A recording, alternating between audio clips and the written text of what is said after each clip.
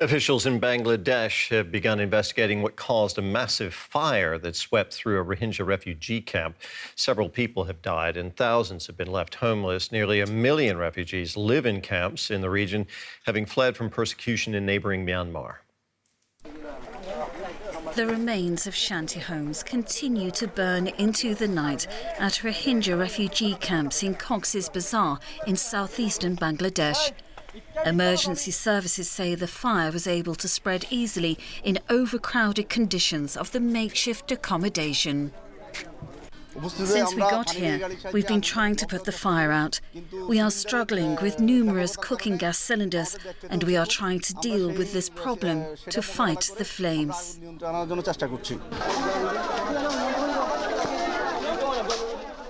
The blaze swiftly ripped through the cramped housing. Onlookers panicked and powerless to do anything. Aid agencies say international help is urgently needed.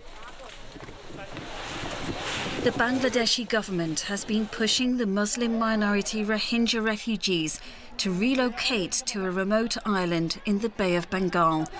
However, aid agencies say this would not be a safe place for this stateless community, as the area is prone to flooding and the island lies in the path of deadly cyclones. I'm joined now by Onno van Manen, the country director for Bangladesh for the charity Save the Children. He's in CoxsBazar. Thanks for being with us. First of all, we're getting conflicting reports about the number of people who've died in this fire. What's the latest information you have from the camp? Well, it is true that the assessments are still ongoing, and in a situation like this, it's extremely difficult to get accurate information.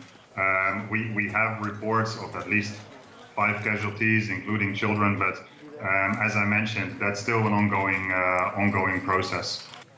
Now, some witnesses say that barbed wire fencing around the camp trapped people inside during this fire.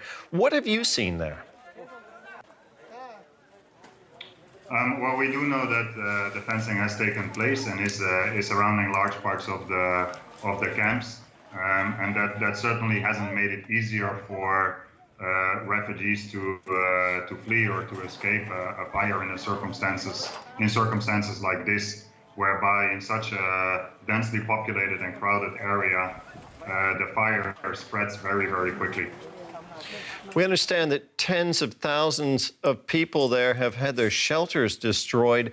How are you and other aid organizations there going to deal with that situation?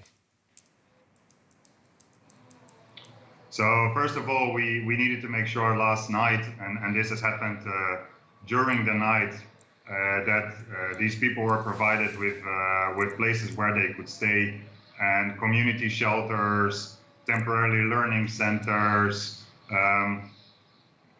health posts, police posts, other communal facilities have been used to support these people. And right now the assessment is ongoing as to how many shelters actually have been lost. We do still have numbers that there is nearly 10,000 people or 10,000 households actually that have been confirmed in terms of that they've lost their shelter, with reports of potentially many more that have also lost their shelter or have been severely affected by this blaze. And in the coming days, the area needs to be cleared and new shelters need to be put, and we need urgent support for that. Mr. van Manen, thank you very much for talking with us. That was Onno van Manen, the country director from Bangladesh for Save the Children.